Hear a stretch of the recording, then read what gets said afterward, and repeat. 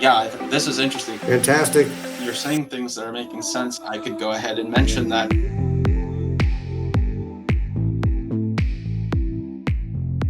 So I'm Kim with Luminoso. I'm joined by Doug and Austen, and we're going to look at the St. John's data to explore segmentation. Austen is a resident of St. John's and working on identifying key segments of St. John's that we can, I guess, get more appropriate representation in the St. John's Neighborhood Association Board and get a more diverse opinion base. Austen, you want to state your objectives in your own words? Yeah, sure.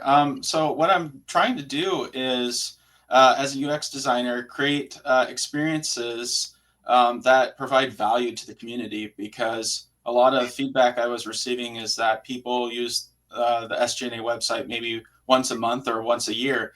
And so it's really not helping anyone. So to be helpful, I need to understand what the needs are of members and people living in the area, who may not find it a resource now, but may find it as a resource in the future. And so to do that, I need to look at data, and your culture survey reached so many people.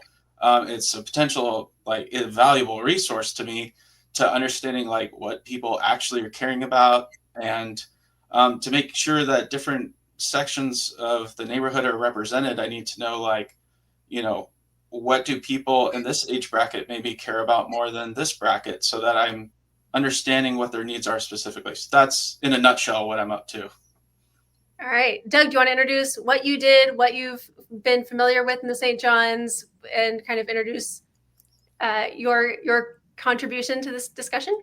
Absolutely. And it started a while back, right, with conversations between you and myself, right, Kim, about how can we partner together in a way that it complements what you already offer in terms of sentiment analysis and this kind of thing. And given that you work in that sort of consumer insight space with survey research, one of the things that I've done in the past that I thought could be really helpful to your clients and others, right, is to introduce the notion of segmentation studies. And so where we started with this to do a proof of concept was to look specifically at the St. John's study, because you use that a lot as an example with your clients of the capabilities of your tool. So it seemed like, and it was an open source opportunity, right, where the St. John's Neighborhood Association was open to this kind of information, and thought it would be a good opportunity to present. And if you think about surveys, right, you have a whole bunch of different people, and Austen alluded to this in talking about his challenges, is that survey respondents in neighborhood and people who live in any given neighborhood, they're not monolithic, right? They're nuanced and they're different. And so looking at survey responses, and again, your tool is very helpful at surfacing key themes within a survey, and the words that are associated with those key themes. What this does, and and again, speaking to Austen's challenge, is that there are these nuanced segments within the community, right? And they're not just, and Austen alluded to, say, demographic segmentation, which can be very helpful, but where cluster segmentation comes in and can actually be more insightful, is that it is based on it associates people based on their responses in the survey. So it picks up their nuanced responses and then puts them together collectively, not necessarily. And again, to your point, I think, Kim, we talked about this a minute ago. There are a number of questions that are asked on a scale, or if they're negative or positively associated with certain things in the neighborhood. But there's also a decent amount of unstructured data in there, meaning questions where people can just respond. And in particular, with both the St. John's, and then we've also expanded this to the Park Rose Neighborhood Association study, is it can go beyond, is looking at these questions, these unstructured questions around things that are problems in the neighborhood, right? So key issues and challenges in that neighborhood, and then other things that might either benefit or harm the neighborhood in the future. And so these kinds of things, because they're tailored around a very specific kind of a theme already, they can be very, very informative to a data model in terms of creating these nuanced and segmented groups within the community, right? That can be very helpful. Again, we port that back into your tool, and we can use the sentiment analysis against each of those specific discrete groups, right? And really paint a much more robust picture for somebody, say in Austen's role or in a marketing role or something like that, to understand not only the different segments, but the sizes of those segments, right? So you can begin to prioritize what kinds of messaging or kinds of content that you want to put on a site, for example, right? But other issues of, but understanding other people's smaller groups, more nuanced issues and concerns in a neighborhood. So I think that's where this could be very helpful, and hopefully Austen will agree as he sees the segmentation roll out. Yeah, and I think for Austen's goal of updating the website to be accessible and a reliable resource for folks to visit more frequently, in terms of recruiting, based on what Doug's finding. And Doug, are you able to share your screen so we can see the segments that you put together? Sure. I'm wondering if we identify the causes of like, hey, this has been identified as a change for better. If folks were like, yeah, I have a accidental experience in starting up some sort of business or entity or whatever, something like that. All right. So you want me to walk through this just real quick? Yeah, let's see what segments we have in St. John's based on the survey data. Sure. And as we noted, right, this is again a little more formal of a presentation, but it gives you some idea of what we're trying to put together, right? And this is basically a review of the different audience segments in this St. John's community. And so we'll take a look at them real quickly. And I've ordered these, right? So you'll see I have cluster 5. In total, I think there are 6 clusters. It's been a little while since I looked at this, but what I've done is order them from size, based on the size of these different groups. So you can see in this particular group, the sample size is 341 residents that represent what I'm referring to. And again, these are my names that I crafted, but you could, tailor them as you see fit, based on your understanding of the neighborhood or what have you, that kind of thing. But I refer to these guys as the downtown dreamers, right? And these are the folks that were concerned about the empty commercial space downtown. They were worried also about crime, homelessness, and trash cleanup. And they reported the highest marks for the state of and likelihood to recommend the community, right? So they really believed in the community. And while they feel like, yes, crime, homelessness, and trash cleanup were all concerns, really their orientation towards the neighborhood was very positive. So yeah, and I think I'll affirm that this resonates. Austen and I were just talking about this in our prior meeting with the folks who live on the Cathedral Park side of the neighborhood. We talked about Mike being a very effective advocate and a promoter of the survey. I think this aligns with some of the strong characters that I've observed in the neighborhood. Austen, thoughts on this segment? Yeah, this is exactly the kind of thing I do, is try to create personas, like essentially representative people of and their concerns, their pain points, their motivations, what their goals are. And this kind of touches exactly on what is useful when you're trying to reach groups of people. What are they worried about? But also they have goals, and yeah, this is interesting because it kind of feels like myself. I am on the Cathedral Park side, but I did try to start up a small business, and and I have these concerns, but yet I love St. John's. This is exactly like falling in line with I would expect. Number Sounds one. like it's falling in line with you. Yeah. So let's see your next slide, Doug, and Austen can affirm whether or not it is still him as the downtown dreamer cluster. Indeed. So who are these folks, right? Just more generally speaking, right? It's the largest single group, so it represents almost half of all respondents. So again, there's this large group of these people who really are promoters of this neighborhood. It's the segment that has the highest percentage of residents living west of Lombard and the second highest from Pier Park. And then it also is the group that has the second largest of long-term residents, with at 17%. So again, these are people who are dedicated to the neighborhood to a great degree. Makes sense. And Doug, I think if you click hide, the notification about screen sharing disappears. Good. I didn't know that you could see that. Fair enough. Yeah, I've been here for about 10 years. So I'm not quite at 15 years, um, But it makes sense that like I love that my side neighbors of so the much. neighborhood I is don't very really want to stable. move away because I just, so, Yeah. yeah. All Good job. right. So it resonates, and to your point, I mean, 10 years is not like I think the discrete the way it was phrased was 1 to 5, 5 to 15, and 15 plus. If they'd categorized as 10 plus, you would have fallen into that, and it would have just been a larger group. But it seems to hold in line with what your expectations might be. Yeah. Cool. All right. Next cluster. All right. These are the Crime Stoppers, right? And this is, again, second largest group. And their biggest concerns, right, are lacking police presence, homelessness, trash removal, and crime are easily the top priorities. It gives the community the lowest marks for the state of the community. So these are the people that are, alienated, right? They're not happy with the direction of the neighborhood, and they're the least likely to recommend the neighborhood to, the St. John's neighborhood to others, right? So you can see a very distinct difference between these two groups. And I'll go ahead and move forward to show who these folks are, right? It's the second largest group. So this is clearly a problem. And I've seen this in the Park Row study as well, this homelessness, crime, police presence theme. And so I think it's a broader issue to the Portland community, just based on what I'm seeing, or maybe just these neighborhoods. Over half the respondents are living between Lombard and Fessenden or south of Lombard.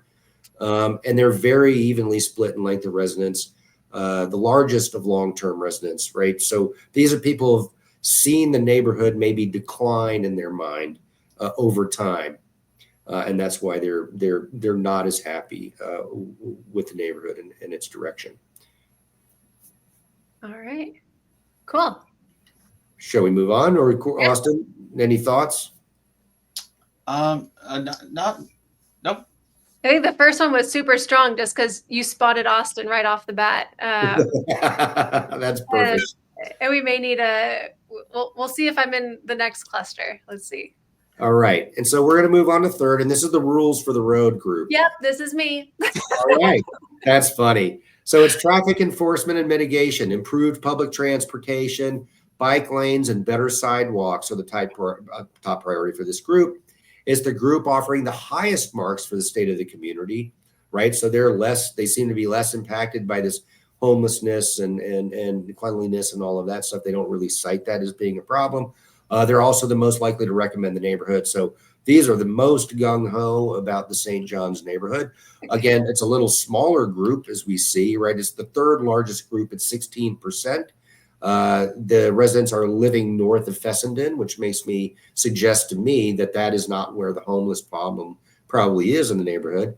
And it's the segment with the largest percentage of residents living in the neighborhood for less than 5 years. So it tends to be newer residents. Yeah, I'll touch on that one. So when the survey was being fielded, the Portland Road task site, or the temporary alternative house shelter site, was not quite open. But that is ultimately where a few hundred folks have been moved from living on the streets into a monitored shelter site by Urban Alchemy. And I think there may be just a higher tolerance of economic diversity and potentially like empathy for folks who are not housed. So I don't think we have fewer folks living on the streets north of Fessenden, but the issues that feel more resonant, because I tend to gravitate towards the Fessenden side of the neighborhood. Mm-hmm. It feels like there's more pressing issues, like hearing gunshots all the time, car races, doing donuts. Like there's a lot of loud activity, whereas if someone's just sleeping quietly on the sidewalk, it doesn't necessarily feel as similarly disruptive, right? Right. It's not nearly as invasive, right? Yeah, or it doesn't feel as disruptive. But yeah, and it makes sense. If you've lived in the neighborhood for less than 5 years, we kind of moved in with the expectations that this is the way the neighborhood is. It's not like there was a shift towards something more negative. It's just like, no, I knew this was the case when I moved here, and it is the case now. And what I wasn't expecting was the 2 a.m. stuff. Right. So yeah, this makes sense. Austen, thoughts? Because this is more my side of the neighborhood than yours is downtown dreamer. Yeah, you're kind of you're saying things that are making sense in terms of like, I was here pre-pandemic, so I have a view of the neighborhood that was, I'm going to walk to the downtown St. John's area, I'm going to stop into my vegan restaurant, and now that place has Oh changed gosh, hands two times and is closed and gone. And so I'm much more pessimistic because there yeah, was like a time before there was a golden age of St. yeah, John's for me, yeah. whereas Mhm. if I was or moving in and I was shown a house on a Saturday and I didn't realize there was going to be trucks blazing down Lombard all day 5 long, days a week. then I might not realize those more traffic concerns or more and Yeah, less. yeah, because we have that heavy industrial area just north of the neighborhood side. And so there's a lot of trucks crossing the bridge and going through Lombard that, yeah, if you're not expecting it, it definitely comes through in the survey. People are concerned about pollution and traffic and kid safety, all this stuff. And the other one that came up was bike lanes, right? It seems like Yeah, there's in this group. Whoop, no, sorry about that. But it seems like this group is the most interested in commuting yeah. and pollution and this kind of stuff. I'll affirm that one again. This morning, 7:30 a.m., the James John Bike Bus did their block party celebration going down Seneca this morning. Like, yes, this is me, and yes, this is me again. Shout out to Jessica and her bike bus organizing. Yeah, because the kids can't drive. Having like there is a segment of our community who've chosen to be car free or economically are in a car free situation. Having clear sidewalks that are accessible to people who have visibility impairments is important. Having clear sidewalks for wheelchairs and for strollers and for, again, kids on bikes, they're only 5 years old, 10 years old. They can't drive to where they're going. They're 5. And Uh, you brought up a theme that did come up a couple of times, at least a handful of times, with some of the older residents about the need for the sidewalks specifically for them to get around. mm-hmm. Yeah. So, yes, great. Rules for the road. Another one that's spot on, Doug. All What else right. can you tell me about my cluster? All right. Well, that's about all I can tell you for now, right? This gives you the big, but if we want to do a deep dive on you, we can do that, at another date. How's that sound? Yeah, that works. That sounds good for me. Austen, does this give you a good start for your demographics of St. John's? Does it feel like, did you learn anything new, anything surprising, anything super familiar? Like there could be like, for example, instead of maybe one user, I'm thinking in terms of UX design here, sorry, so I'm going to use Of course. one, instead of one user I might have 3, and they're going to represent the 3 will be each of these clusters, and their concerns are going to be kind of in line with each of the clusters. And it's just kind of interesting that Crime Stoppers cluster. In this group, and Austin alluded to it, in this particular survey, you had over 700 respondents. So you had 800. a healthy number of respondents. 800, is that what it was? Yeah, 815 was what Austen and I saw this morning. Okay. We had a survey turned in last month. People are still taking it.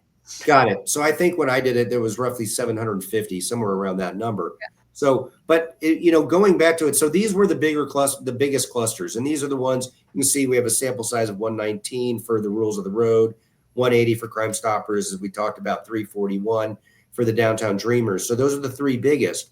But there are some other more nuanced, littler groups. So you have the nightlife naysayers, and what they're really concerned about is something that I think, Austen, you referred to, is the lack of options for dining, shopping, and recreation, which speaks to the problems with the empty businesses in downtown, right? But they're not as concerned with the crime and that kind of thing as those kind of folks. You also have this kids and community group, which you touched on a little bit, Kim, with and their concern here is that there need to be more parks, community areas, and events, and safe places for kids. Again, so again, a smaller group, but it is a concern there. And then last but not least, this is the down on the droppers. And I'm sure you're both familiar with the bottle drop. Really, their single biggest concern. But it was, these guys are somewhat connected to your Crime Stoppers, right? But their source of biggest concern was the drop. So you can see there are some smaller groups, but again, these are much smaller groups. So I think, to your point, the key ones to focus on are the top three, and that's what this can really help with.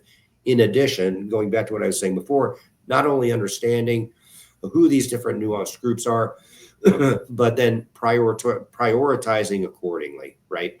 Yeah, and I think on this note, it looks like the groups were exclusive and like priority ranked, because the bottle drop group, let me double check my stats to see how many folks Mike Vile recruited to take the survey, because that was primarily a bottle drop resistant advocacy to kind of route that communication. So context for folks who are not familiar with St. John's.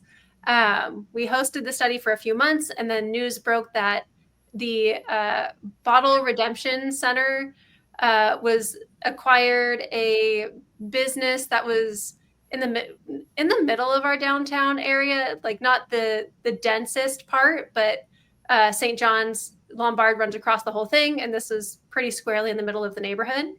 And so there was some strong advocacy to say we don't want a recycling like center where people turn in cans for cash, because that tends to attract a lot of concerns that are covered in the data, and it's on the Luminoso website under the neighborhood association page. But yeah, I think Mike brought in 12% of the survey data, and that was very centered around the bottle drop concerns. And I think that overlaps with safety, and also the downtown folks, and also the bike folks, and also the community folks. There was a lot of centralized focus on that as soon as that was available. So that was a pivot that changed towards the end of the survey, but contributed to a lot of the feedback. Oh, and if I could say something Please. too on that. It was also something timely. So because it was like in the news and everyone was talking about it, because it was around the time of electing our new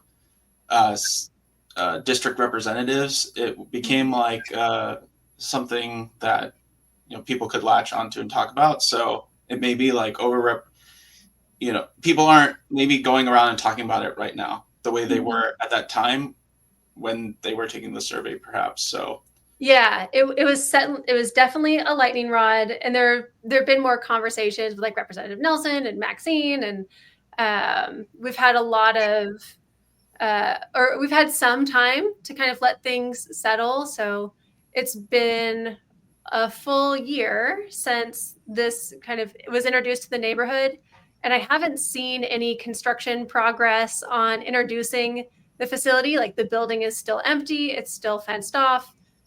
There's still a state of limbo there. I don't know if how well that's been communicated to the SJNA board about like what are the plans for the old Dollar Tree. But yeah, no, that's definitely a thing. So Doug, confirming they were segmented and they were exclusive. So someone who is assigned as a downtown dreamer is not going to be double counted in the bottle drop resistors, right? Right. No, they're exclusive and unique. But it also brings something up, right, that I think is relevant here, because there are these unique, nuanced groups, right, that fall within it. And going back to, let's talk about Park Rose for a minute. So in this particular case with St. John's, we had a host of respondents, right? We talked about that. But you bring up something that's important about understanding your sample and where they come from and how the various different sample points might bias your results, right? Austen and I were talking about this earlier too. One of the things the St. John's data was missing was census tract data.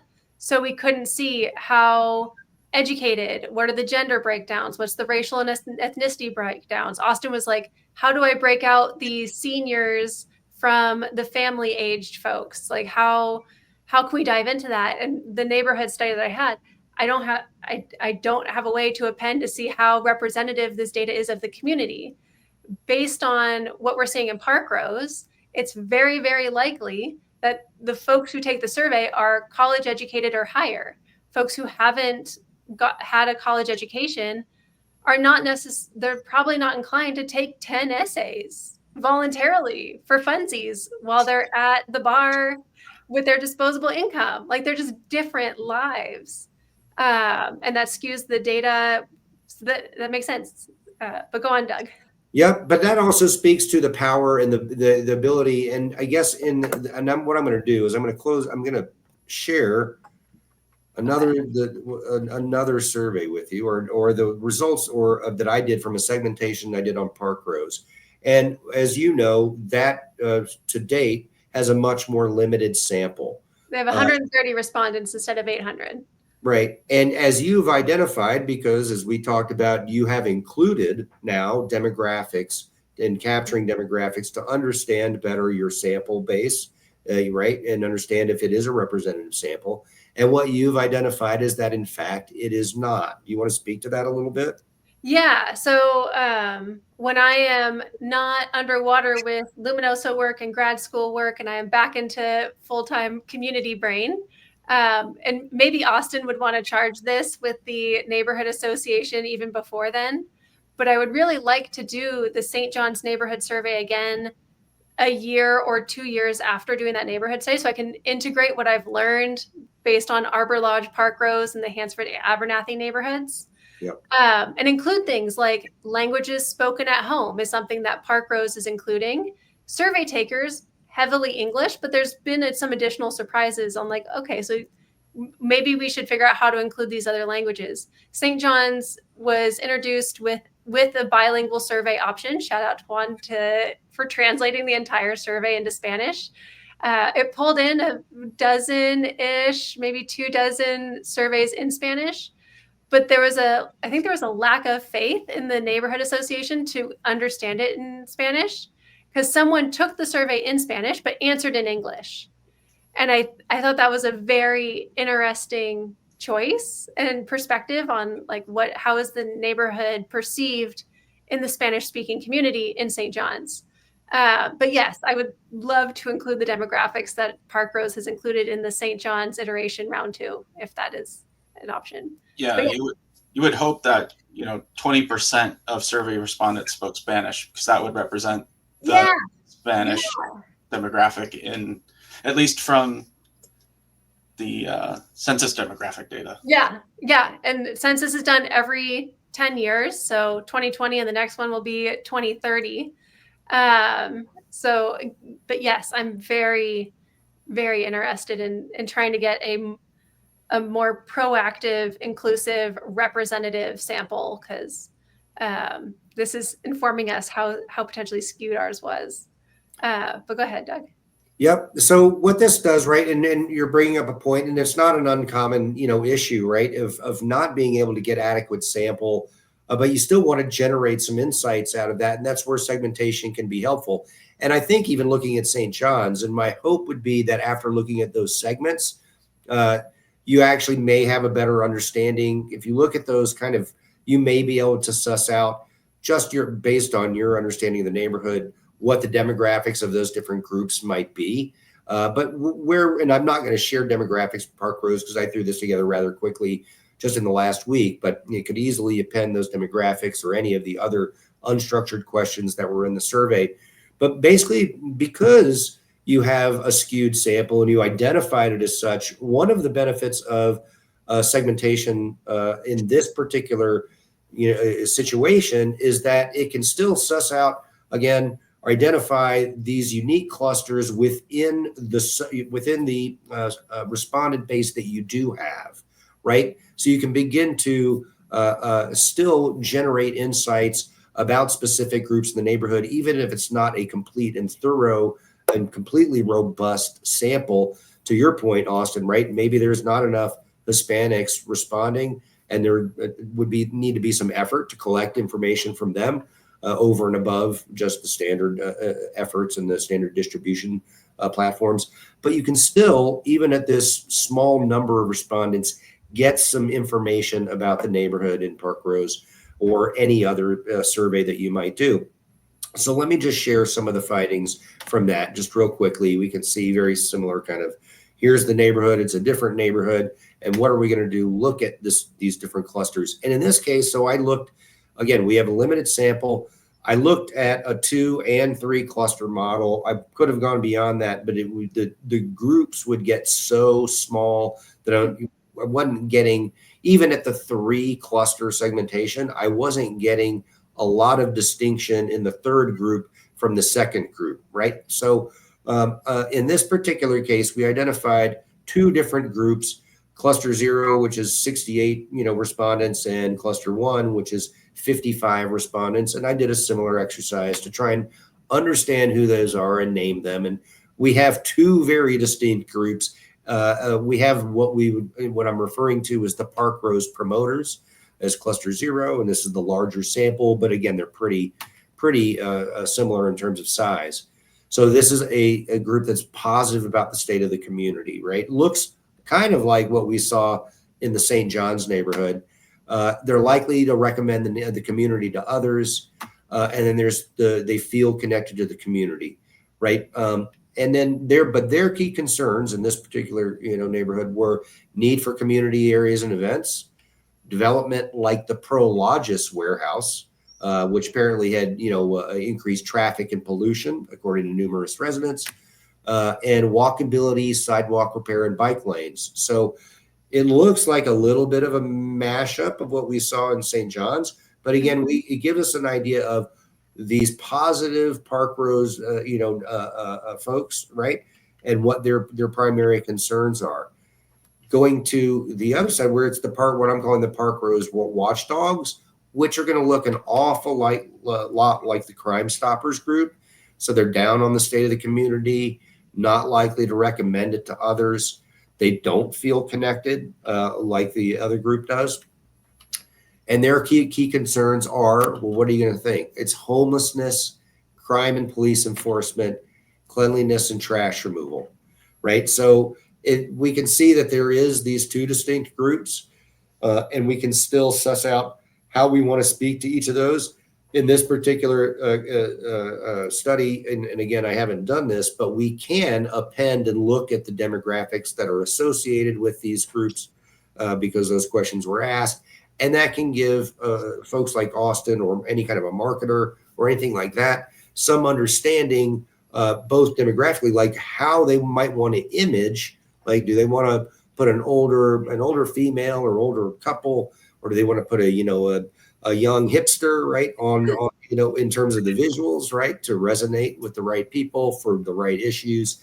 All of those kinds of things can be helpful in these kinds of creative exercises that Austen and others might undertake. Yeah, because people want to see themselves represented. If they participated in the study, having that be masked by someone that doesn't look like the people responding, as a speaker, it doesn't feel good because I don't feel heard, because I don't see myself in the data. And sometimes that's super literal, depending on like what stock photos are picked for a given thing. So yes, thank you, Doug. I'll share this. Like, Austen, thank you for representing St. John's in this call today. And I'll also pass along with the Park Rose folks and anyone else who's looking for segmentation, because we're working with the neighborhood data, but this isn't everybody's data. Everybody's data looks different. And I think Doug, not being familiar with St. John's, was able to call out Austen first and call out me not long after. And I think it's exciting to see kind of what we can figure out when we ask questions the way we do. Yeah, and I'd love to add another comment to this, right? So I've done this in the past. Why am I doing this? How have I used it in the past? I come from a media background. I've worked for companies like ESPN and CNN and TBS. Did a lot of work for Turner Broadcasting, and have used these kinds of studies. I helped launch a sports news network that was co-founded by CNN and Sports Illustrated years ago. and where we profiled sports news viewers and identified 6 different clusters within sports news viewers, right? And we had like the big 4, primary 4 sports viewers. We had what we called the country clubbers, which were interested in golf and tennis, and then we had the autos and ammos group, right, which was interested in NASCAR and that kind of thing. So very discrete groups. And back in the day when I did that kind of a study, it was probably a $70,000 or $80,000 study. What has happened with compute power and all of this kind of stuff, it's made these kinds of studies much more accessible and cheaper to do, and they can inform people, not just at the a very expensive enterprise level, right? We can do this for something like a neighborhood association. Or Go ahead. Yeah. I'm hoping that this is something that like City of Portland can adopt, because Portland is incredibly diverse. Yes. And with additional room for more diversity, I think Portland has some monolithic traits, and the demographics change all the time. So if you understood Portland 5 years ago, if you understood Portland 20 years ago, Portland now looks very different. And I'm really hoping that the city is open to potentially doing a study where maybe we segment Arbor Lodge residents with St. John's and with the other neighborhoods to say, like, well, what is the St. John's cluster like uniquely?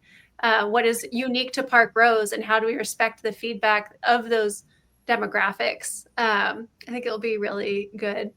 Austen, any final thoughts or things, a vision of what you will do with the insights you have now received unexpectedly? What I'm going to do is I'm going to look back at what I've created thus far in the kind of cluster people I'm creating, and just kind of like view some of this through that lens. If I'm trying to make a representative person who I'm targeting, I could go ahead and mention that they love telling people about the neighborhood, or they're really concerned about the empty commercial spaces in downtown St. John's right now. And then that, really reflects who we're reaching. And so that's the power of putting data to use. So yeah, I think it'll be good. And Austen also mentioned like figuring out like when people are new to St. John's, what are things that they may want to be aware of, right? We looked at the folks who live north of Fessenden having more car traffic concerns, less concerns about like homelessness and folks living on the streets, like figuring out how to communicate that so that there are no unpleasant surprises. And there's also a clear path for solutions. Like if this is something that impacts you and you want to help figure out how to make things better, task meetings on Thursdays, neighborhood association meetings Mondays, board meetings Wednesdays, boosters meetings these days. Like there are a lot of ways to get involved. And according to the data, volunteering is the best way to feel connected with the neighborhood. There's fewer surprises, make lots of friends, learn a lot of stuff. So it's all very good. And here's one last thought, right? And to kind of circle back on how these tools, your tool and what we're doing here, complement each other, and how that can help someone like Austen or anybody else that might want to look at this stuff, is to port these different segments back into your tool, create these new word clouds, and then he can see the words that are most closely associated with each of these different issues, right? And then leverage those words in any kind of copy that he might use, right? Or any kind of visuals as he's thinking about what kind of visuals he might want to include. Anyone needs help with neighborhood studies, text analysis, I am available because I like what we do here. So. Fantastic.